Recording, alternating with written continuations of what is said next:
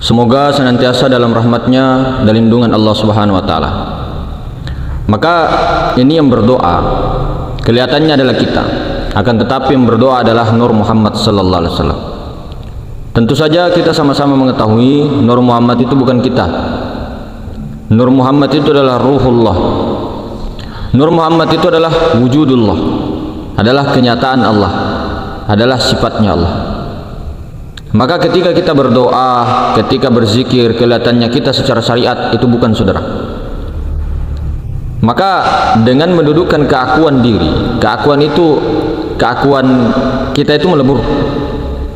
Jadi yang ada hanya akunya Nur Muhammad, kemudian melebur lagi keakuannya Nur Muhammad, yang adanya keakuannya Allah Subhanahu wa Ta'ala. Kemudian keakuannya Allah ini, akunya Allah ingin dikenal sehingga wujud pada Nur Muhammad. Nur Muhammad itu zahir wal batin. Kalau kita bertumpu kepada yang batin saja, maka Allah Ta'ala tidak sempurna. Karena kenapa? Allah Ta'ala tidak maha tunggal kalau seperti itu. Berarti ada segala sesuatu, ada sesuatu yang bukan Allah, ada sesuatu yang bukan diri zatnya Allah Subhanahu wa Ta'ala. Meskipun itu zat bayangan, meskipun itu wujud bayangan. Wujud bayangan itu adalah alam semesta dan seluruh isinya termasuk batang tubuh. Akan tetapi ketika kita nilik ke dalam, masuk ke dalam hakikat, segala-galanya, maha segala sesuatu adalah wujud hakiki ketika tembus pandangan itu. Akan tetapi ketika tembusnya ini hanya kepada alam semesta, hanya kepada rupa-rupa, maka itu dinamakan wujud majasi.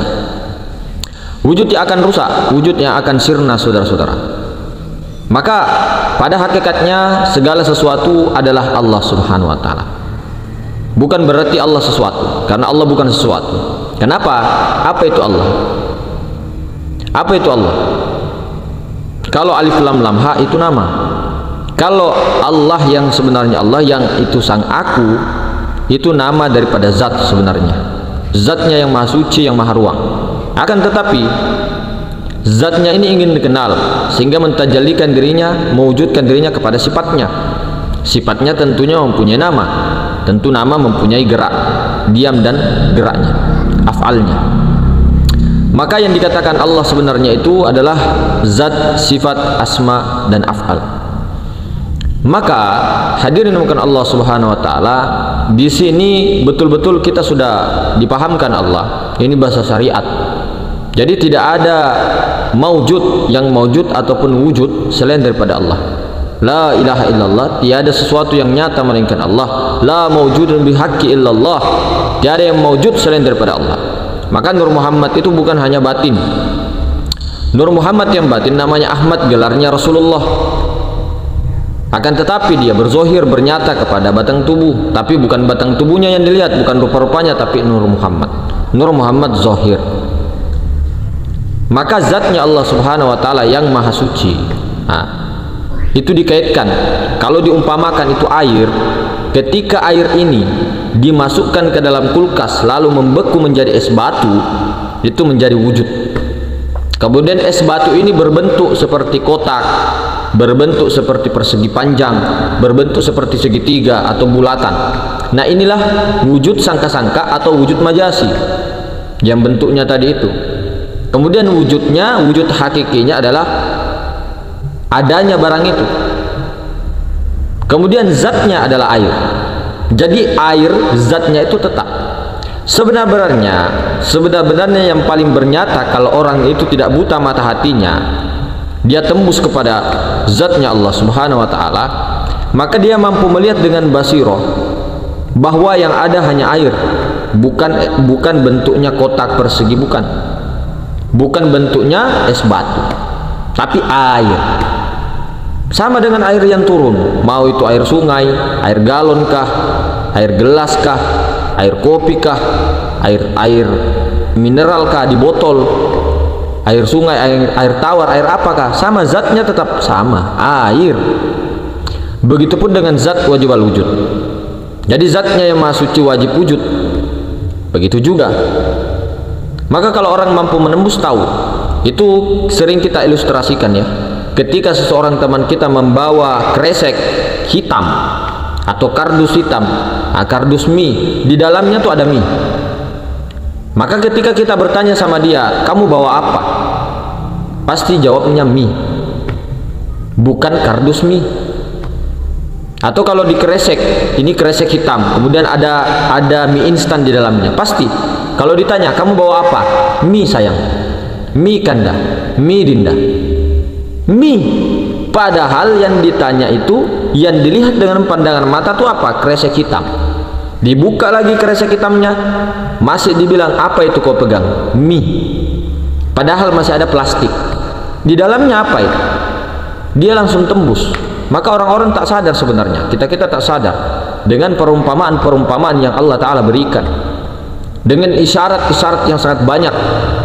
Nah, kemudian kita jangan goyang ketika kita difitnah, misal oleh saudara-saudara kita kah, atau orang tua kita kah, atau apakah, ketika di dalam menjalankan ilmu ketauhidan. Memang ujiannya banyak, tetap beradab, tetap berakhlak kepada orang tua. Akan tetapi begini, kepada semuanya, anak dan semuanya, akan tetapi begini, jangan dalam pandangan batin kita memandang segala sesuatu itu adalah makhluk. Segala sesuatu ketika ditarik keluar memang makhluk, semuanya makhluk, semuanya muhaddas, semuanya baharu, semuanya hancur. Akan tetapi ketika kita memandang sesuatu itu ke dalam, itu adalah wujud hakiki, zat wajib al-wujud, bukan kepada bentuknya. Jangan salah paham, banyak orang yang salah paham. Kalau seperti itu lebih parah daripada kaum mujassimah yang mengataskan Allah itu ada di aras, duduk. Itu lebih parah kita kalau begitu. Tidak, bukan itu. Jadi tauhid yang totalitas, yang bagaimana kita sama-sama mengetahui wal awalu wal akhiru wal zahiru wal batin, itulah Allah Ta'ala. Wujudnya pada Muhammad awal, Muhammad akhir, Muhammad zahir, Muhammad batin. Jadi Nur Muhammad inilah yang dikatakan sebenarnya yang bernama rahasia itu. Sebenarnya Nur Muhammad inilah yang awal, akhir, zahir, batin, inilah yang sebenarnya, kalau mau tahu. Karena Muhammad awal, Muhammad akhir, Muhammad zahir, Muhammad batin ini sudah mencakup segalanya. Sudah mencakup zat, sudah mencakup sifat, juga sudah mencakup asma, sudah mencakup af'al. Muhammad ini apa sih? Nur Muhammad itu apa sih? Nama Allah. Nama Allah Nur Muhammad. Muhammad itu nama Allah, nama kezohirannya, nama wujudnya, nama sifatnya. Nama dan wujudnya, sifat. Kan mustahil di dunia ini secara khariqul adat, api berpisah dengan panas, kopi berpisah dengan manisnya, gula dengan manisnya, asin dengan garamnya, api dengan panasnya, cahaya dengan mataharinya. Memang ada segala sesuatu itu, kalau Allah Ta'ala mau tarik zatnya atau sifatnya itu bisa saja. Tapi di sini kita pakai akal robbaniyah. Adakah zat berpisah dengan sifat? Tidak ada, semua berpasang-pasangan. Tidak ada. Maka inilah yang mampu diperjalankan Allah Ta'ala ketika memahamkan itu. Kemudian memang pantas di dalam perjalanan-perjalanan seperti itu, memang wajar kebingungan, keresahan, bahkan semakin hari mungkin kita semakin bingung atau semakin emosi atau apa. Wajar, karena ketika ilmu-ilmu seperti ini dibuka, ketika sudah masanya muncul, tidak akan ada yang bisa membendung, karena ini haknya Allah, ini maunya Allah Ta'ala. Tidak akan bisa, mau berapapun tidak akan bisa. Itu akan sudah terjadi pada leluhur-leluhur kita sudah mengatakan itu. Kecuali memang tidak ada tugas, jangan berani-berani. Tidak ada bisyarat, jangan berani-berani. Karena kenapa? Berbahaya sekali. Berbahaya sekali. Sebenarnya berbahaya. Akan tetapi sekarang ketika kita membicarakan ilmu tauhid, ini sudah masanya. Sudah masanya. Dan sebenarnya ilmu tauhid ini sudah diajarkan sejak zaman Nabi Adam, zaman Nabi Nuh. Makanya mereka beliau-beliau itu ditentang. Bayangkan Nabi Nuh alaihi wassalatu wassalam, berapa ribu kira-kira umat yang dihadapi beliau, ratusan ribu bahkan jutaan. Berapa saja yang ikut? 83. Kenapa? Karena peliknya ilmu-ilmu tauhid ini, maksudnya sangat sulitnya dipahami. Secara logika sebenarnya bisa, akan tetapi ketika masuk ke dalam rasa, masuk ke dalam kesadaran, banyak yang tidak mau, banyak yang masih menolak. Begitupun dengan di zamannya Nabi Ibrahim, di zamannya Nabi Musa, di zamannya Nabi Isa, mati-matian membawa ilmu tauhid. Millata Ibrahim, ini agama tauhid. Makanya kenapa Wali Songo waktu ketika di Sumatera, ketika di di Patani Thailand, di Filipina, di Indonesia, wali-wali yang masuk ke Indonesia itu, beliau-beliau ketika sebelum Islam itu menyebar, Nusantara ini seperti agama tauhid, agamanya Nabi Ibrahim. Kenapa? Karena Nusantara kemudian di teritorial wilayah Asia bagian sini itu keturunannya Nabi Ibrahim rata-rata loh ya. Dari istri Siti Kunturoh semua pasti sudah tahu karena riwayatnya sudah banyak ya, dan banyak ustadz-ustadz juga yang membuka itu. Makanya ketika para zuriyah yang ingin dijadikan raja di Nusantara, zuriyah Nabi sallallahu alaihi wasallam, Bani Jawi atau Bani Melayu. Nah, Melayu itu sebenarnya termasuk Indonesia, Sumatera, Kalimantan, Sulawesi, Jawa, itu semua sebenarnya rasnya Melayu, rasnya Detro Melayu, Melayu muda.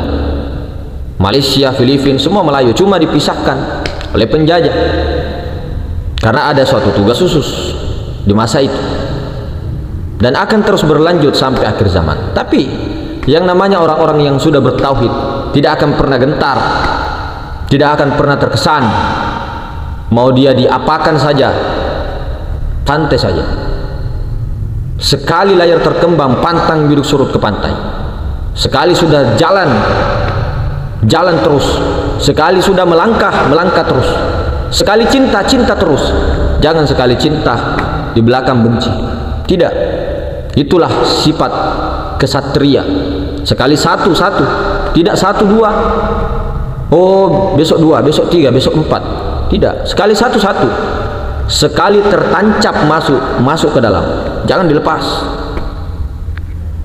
Wallazina jahadu fina lanahdiyannahum subulana. Barang siapa yang bersungguh-sungguh di jalanku, maka akan kutunjukkan jalan-jalan hidayah. Itu kata Allah. Ya ayyuhallazina amanu in tansurullah yansurkum yusabbit aqdamakum. Hai orang-orang beriman, tolong agamaku, kata Allah, niscaya Allah akan tolong kalian. Nah, tolong din. Masalahnya bagaimana kita mau menolong kalau kita saja belum masuk ke dalam muslim yang betul-betul indallah, betul-betul di sisi Allah, muslim yang berserah diri secara total. Artinya apa? Mengembalikan hak Allah secara totalitas sebagai khalifatullah, pengganti daripada Allah. Akan tetapi ketika kita masih ada rasa-rasa yang melihat, yang mendengar, yang berkuasa, yang berkehendak segala-galanya, khalifah macam apa itu? Bukan khalifah, iblis. Silakan, memang iblis kita. Bolehlah kita flashback di masa-masa lalu kita, ketika kita masih remaja atau masih anak-anak kecil, SMP, SMA atau apa, kemudian sampailah 20 tahun, 30 tahun, 40, 50 tahun, semua ilmu-ilmu yang kita dapat, pernah tidak kita memulangkan? Pernah enggak tidak merasa bahwa itu bukan ilmu kita? Bahkan kita sering, dapat ilmu sini, dapat ilmu sini, dapat ilmu sini, dapat ilmu sini, untuk diperdebatkan. Padahal kebenaran yang hakiki, siapa yang menjamin? Kalau orang selalu menyalahkan orang dikarenakan karena dia hanya baru memegang belalainya gajah, baru memegang telinga gajah, baru memegang kakinya gajah, apalagi kalau katak di dalam tempurung. Perbaiki diri, bercermin kepada diri, baca diri, bukan baca kitab orang. Tubuh hatinya warasia.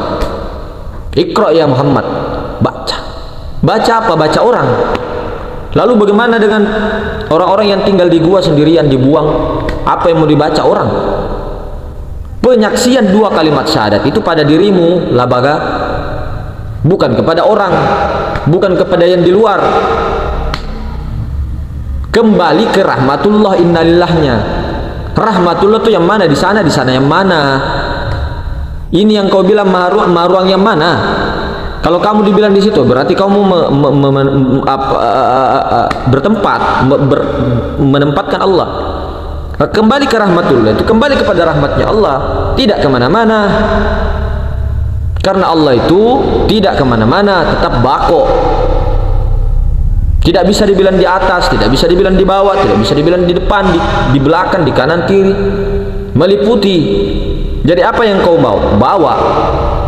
Kalau bukan kau punya rahmatullah, rumah, istana, kerajaan, diutus apa untuk apa? Wa ma arsalnaka illa rahmatan lil alamin. Aku tidak mengutus, aku mengutusmu Muhammad hanya untuk rahmat seluruh alam. Rahmat seluruh alam, alam semesta itu batang tubuhmu lah baga, secara hakikat. Jadi Nur Muhammad diutus untuk batang tubuh, untuk merahmati batang tubuh, untuk menyaksikan, mengembalikan itu semua haknya Allah Ta'ala, sehingga berpulang ke rahmatullah itu secara sempurna, bukan kemana-mana, tidak kemana-mana. Maka setelah itu barulah ditempatkan di tempat yang sebenarnya, sebelum dikubur atau setelah dikubur, hilang. Mau percaya, mau tidak percaya, mau percaya tidak percaya, itu terserah Anda. Kalau dibilang sesat, silakan sesatnya. Sesatnya di mana? Sesatnya menyerupakan apa? Menyerupakan apa Allah dengan Muhammad? Muhammad yang mana kau maksud? Muhammad Toha kah? Atau Muhammad penjual gorengan? Atau Muhammad yang mana? Karena banyak itu. Kalau Nabi Muhammad SAW, beliau mempunyai Nur Muhammad, kita juga. Tapi Nur Muhammad yang paling besar, yang paling sempurna, yang paling luar biasa adalah Nabi Muhammad SAW, uswatun hasanah. Kalau kita hanya percikan-percikan, beliau itu kalau berjalan tidak ada bayangan, saking terangnya, saking luar biasanya beliau. Ini adalah kita ini berak ini berak ini tainya bau, keringatnya bau, kencingnya bau. Beliau tidak. Meskipun ada orang mengatakan, oh tidak, secara hakikat saja itu, matamu secara hakikat betulan itu. Tidak mungkin ada kenyataan kalau tidak ada hakikat. Tidak mungkin ada hakikat kalau tidak ada kenyataan. Berduaan, berdampingan lah baga. Tidak hanya hakikat, surga itu neraka di sini saja. Iya, kita tahu lah baga. Semua tahu ada hakikat, ada juga syariat. Apa sih syariat itu? Hah? Apa syariat? Kenyataan.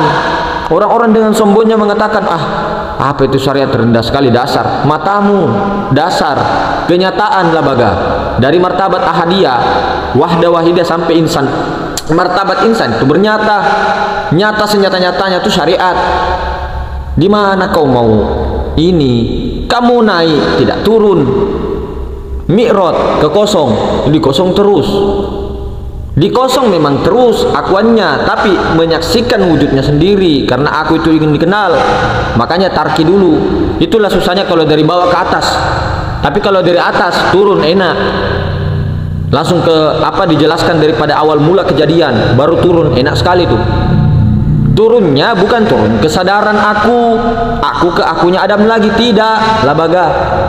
Bukan lagi turun kesadarannya ke akunya Nur Muhammad, tidak, keakuannya Allah, mengakui hak Allah, tapi akunya Allah menyaksikan Nur Muhammad, bukan turun di akuannya Nur Muhammad, apalagi akuannya Adam. Jadi memang pertama itu kita naik Mi'raj, maksudnya ke dalam Mi'rajnya ke 7 langit, maksudnya kudrah irada ilmu hayat sama basor kalam tuh sampai langit ke-7, masuk ke Sidratul Muntaha, kesadaran tertinggi itu akuannya Allah. Kemaharuan jangan kesana deh, ke dalam itu tembus, ke dalam ada kolbu, di dalamnya ada ruh, di dalamnya ada mahruang. Kenapa? Ya tapi memang perlu hidayah.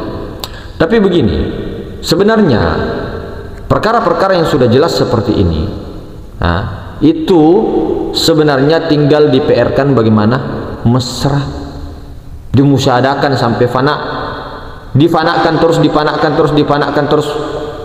sampai bako. Tapi jangan mengejar bako, musyahadakan terus saja, fanakan terus saja diri. Keakuan itu terus-terus, bakoknya Allah Ta'ala. Bakoknya Allah Ta'ala sendiri yang membakokkan itu. Tanpa kita mengaku. Maksudnya begini, tanpa kita mengatakan saya ini sudah bakok. Saya ini saudara sudah hilang keakuannya. Enggak. Kalau kamu bilang itu batal, diam aja. Tidak perlu ngomong saya tuh semenjak begini saya sudah hilang keakuannya. Maka hilang keakuan kalau begitu. Itu kalau orang-orang yang makomnya tinggi, misal kita dibawakan wali-wali Allah itu dengar kita itu begitu, rasanya tuh pengen muntah. Maksudnya rasanya tuh pengen ketawa begitu. Kalau orang-orang yang level-level di atas, kalau macam kita ini wajar. Kita ini ya orang-orang yang betul-betul baru belajar. Maksudnya kita semua sama. Tidak ada yang mengatakan bilang sudah di atas, tidak ada. Jadi kalau orang berbicara jangan lihat kepada orangnya, langsung kepada kalamullahnya. Jadi ketika ada anjing yang tiba-tiba berbicara secara rohani atau kodok atau monyet memberikan petunjuk di situ, kita mampu terima karena yang dilihat afalnya Allah, bukan kepada orangnya. Mau orang amalkan tidak amalkan, jangan lihat orangnya. Karena kalau kita melihat sisi manusianya, sisi orangnya, kita tidak mau lagi ikut sama siapa-siapa. Maksudnya kita tidak mau lagi berteman sama siapa-siapa. Karena kita melihat makhluknya, bukan tembus. Kalau orang tembus tidak begitu. Jadi perlu dipahami itu. Tidak serta-merta kita ini begini, begitu dengan keakal-akalan kita ini. Mau begini, tidak. Makanya itu ada ilmu syariat, ilmu hukum. Nah, untuk mengatur. Ya. Ilmu apa? Ilmu adat, ilmu budaya, ilmu apa? Terserah lakum dinukum waliyadinkum. Yang penting kita itu tidak menyalahkan orang. Jangan selalu berbangga dengan kaki gajah yang kau baru pegang itu. Berapa hadis sih kamu hafal? Misal kalau kita tanya diri kita, 10.000 kah? 10 saja, satu huruf saja dikaji. Walaupun kajiannya kita ini bisa kelihatannya mengkaji, belum tentu juga benar. Lalu di mana kebenaran? Saya tanya, coba tanya kepada diri kita, siapa yang benar? Di mana kebenaran itu? Sementara orang banyak mengaku muslim, mengaku Islam saja, belum tentu Islam. Apalagi iman. Wah, itu betul-betul perlu kita ini introspeksi diri saja, tidak perlu keluar. Sapu-sapu itu rumahmu banyak sarang laba-laba. Jolok itu apa namanya? Ini apa namanya? Sarang laba-laba banyak. Sapu itu, pel itu rumahmu sendiri. Jangan kau masuk di rumahnya orang, kau mau acak-acak rumahnya orang, pendiriannya orang, apa semua, tidak. Masuk ke dalam. Nabi Muhammad SAW, Rasulullah SAW itu kebanyakan berdakwah bukan memakai ilmu. Ilmu penting, ilmu itu cahaya, tapi bisa jadi hijab, bisa jadi kegelapan. Kalau kesombongan, nafsu ananiyah. Rasulullah pakai akhlak. Rasulullah SAW uswatun hasanah, contoh yang terbaik. Kalau Nabi kita yang bernabi, yang percaya saja kepada beliau. Kalau tidak percaya, silakan aja, kita tidak apa-apa. Nah begitu. Jadi betul-betul, ayolah kembali. Ittabi'u man la yas'alukum. Kembali, ayo.